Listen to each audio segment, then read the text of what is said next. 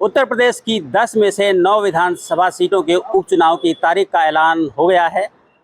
प्रयागराज की फूलपुर विधानसभा सीट में भी चुनाव होना है, जिसके लिए 13 नवंबर की तारीख मुकर्रर की गई है और 23 नवंबर को नतीजे आएंगे। हमारे साथ प्रयागराज जिले के वोटर्स हैं, उनसे जानते हैं कि ये जो तारीखें आई हैं, इसके बाद अब क्या सीन बन रहा है। अब सीन क्या बन रहा है?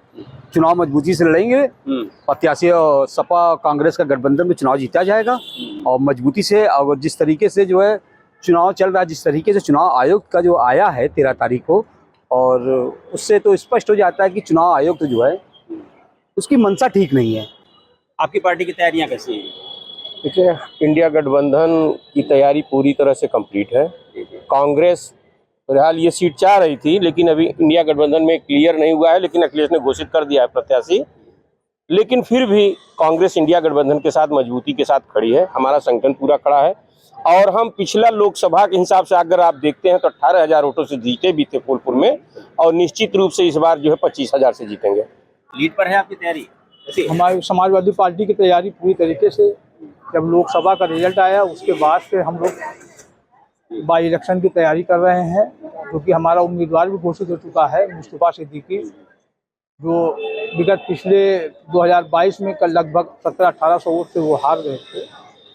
किसी कारण वो सीट सत्ता के लोगों ने ले लिया था।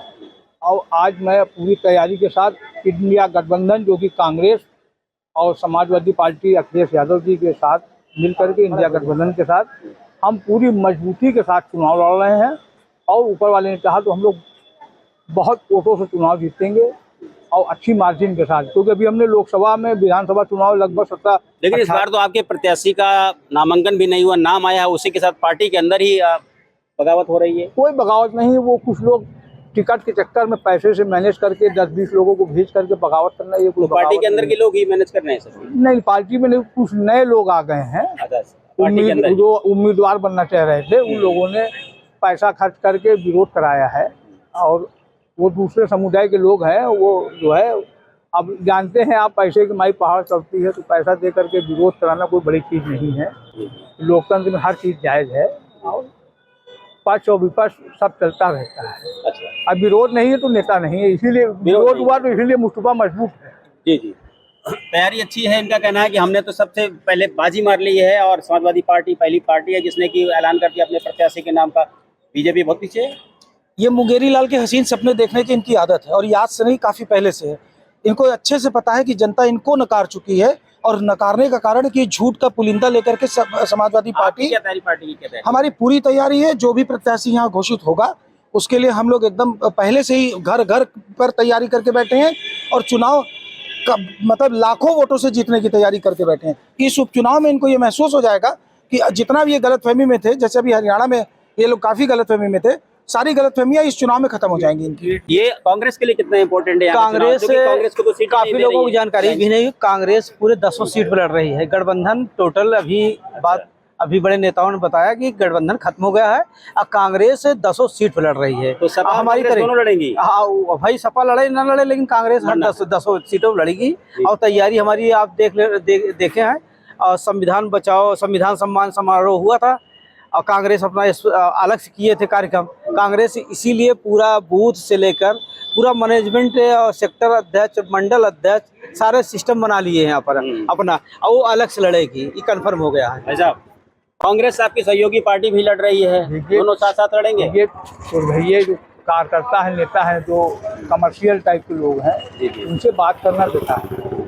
और ये लोग सपना देख रहे हैं, और इनके यहाँ जो इनका राष्ट्रीय नेता के सहयोगी जो पार्टी वो भी चुनाव लड़ रही है, कैसे सामंजस्य बनेगा? तमाम कार्यकर्ता हैं, हर कार्यकर्ता ये चाहता है कि मैं चुनाव लड़ूं। ये लोग आस लगाए थे कि हमको गठबंधन से टिकट मिल जाएगा तो हम लोग विधायक हो जाएंगे, और इनको 2 सीट दी जा रही है, एक मीरापुर, एक खैराबाद, पश्चिम यूपी की। और इन दोनों पे चुनाव ये लोग लड़ेंगे, क्योंकि अभी कांग्रेस के पास वर्कर भी नहीं है। ये उम्मीदवार ढूंढते अगर इनको सीट दे दिया जाए। हम बता रहे हैं सर। जी जी, अब जैसे हरियाणा में आप ध्यान दें, हरियाणा में हम लोगों ने इनको एक भी सीट नहीं दिया। ये 5 सीट मांग रहे थे, वहीं से गठबंधन में खटास आई है। उत्तर प्रदेश में, एक मिनट सर, उत्तर प्रदेश में ठीक है। और उत्तर प्रदेश में भी जब हरियाणा में गठबंधन खत्म हो गया था, हमने एक भी सीट इनको नहीं दी थी, तो इन्होंने भी घोषणा कर दिया यहाँ पर कांग्रेस 10 सीटों पर लड़ेगी। आप कल रिजल्ट देख लीजिए और कल पेपर में आ जाएगा। हमारे बड़े नेताओं ने बोल दिया है कि हम अलग लड़ेंगे 10 सीटों पर। जी देखिए आमने सामने भाई दिनेश जी, आमने सामने होना ही था। ये चोर चोर मौसेरे भाई थे और ये एकदम क्लियर है। आज ये क्लियर हो गए ना कि कांग्रेस और सपा अलग लड़ेगी। जब इनकी आइडियोलॉजी मिलती ही नहीं है तो ये लड़ाई किस लिए करे थे? दरअसल ये मोदी के विरोध में चले थे और इन्हें अपनी अपनी औकात पता चल गई, इसलिए भाग गए और ये कहीं नहीं जीतेंगे। यही उदाहरण आप हरियाणा में देखिए। आप और कांग्रेस का जब गठबंधन नहीं हो पाया तो सीट किसको मिली? भाजपा को मिली। यही हाल ये यहाँ पहले किए थे। इन्हें सबक मिलनी चाहिए। हमारी तैयारी एकदम मजबूत है और फुल 1 लाख वोटों से जीतेंगे। क्या कहना चाहेंगे? फूलपुर के वोटर के मन में क्या है? अब तो सारी चीजें क्लियर हो गई कि 101% जीतेंगे। India is a Modi, Modi is a India. Modi. देखिए आपके साथ में जो लोग हैं वो ऐसा लग रहा है कि जैसे कि आपस में आप लोग को जो लाइन से वो देखिए, ये काफी हाउस है, ये इलाहाबाद। हमारे यहाँ तमाम विपक्ष और पक्ष के लोग एक साथ एक दूसरे के सामने भाषण करेंगे, पक्ष और विपक्ष में, उसके बाद एक साथ बैठ के काफी ये तो ये खूबसूरती है। ये हमारे यहाँ लोकतंत्र की परंपरा है और इसको आप कभी इग्नोर नहीं कर सकते। पूरे हिंदुस्तान में आप चले जाएंगे। लेकिन देखिए जो आपकी सहयोगी पार्टी है वो तो कह रही है कि वो भी लड़ेगी पार्टी। तो मैंने आपको बता दिया, नुकसान किसका होगा? देखिए इनका हाईकमान जो कहेगा वही है। इनके कहने से क्या करना है? लेकिन कार्यकर्ता यही चाहता है। कार्यकर्ता सिर्फ ये चाहता है कि हर चीज हमारा हो जाए। पहले आप अपनी हैसियत देखो कि हम कहाँ पे खड़े हैं। कांग्रेस के लिए कर रहे हैं आप, देखिए आपकी अलायंस पार्टी आप उसके लिए कर रहे हैं, इतना बड़ा चैलेंज दे रहे हैं कि उनकी हम इनके इलाहाबाद में जो इस वक्त मौजूदा स्थिति में कांग्रेस का संगठन है, इनके पास संगठन नहीं है। संगठन इनके पास बहुत बड़ा था। फूलपुर में गठबंधन में लड़े थे, हम प्रयागराज से लड़े थे। कांग्रेस प्रयागराज में जीत गई और यहीं पर जहां इनके बहुत बड़े पदाधिकारी प्रदेश अध्यक्ष तक थे फूलपुर क्षेत्र गंगापार में, अब प्रदेश अध्यक्ष भी अपनी सीट नहीं बचा पाए समाजवादी। हरियाणा में हम इनको एक भी सीट नहीं दिए थे। यहाँ पर हम 10 सीटों पर कांग्रेस लड़ेगी। इन छोटे नेता हैं समाजवादी, इनको लोगों को जानकारी नहीं ऊपर क्या हो रहा है। एक पर हाँ, बस यहाँ ये गुटबाजी में ही लोग रहते हैं, जात धर्म की बात करते हैं। देखिए आपके सामने है, इनकी बात को आप ज्यादा गंभीरता से न लें। आने वाला समय आपको पता चल जाएगा।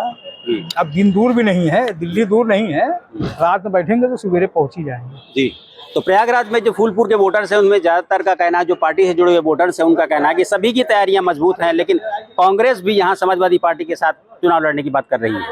Dinesh Singh, TV9 UP, Prayagraj.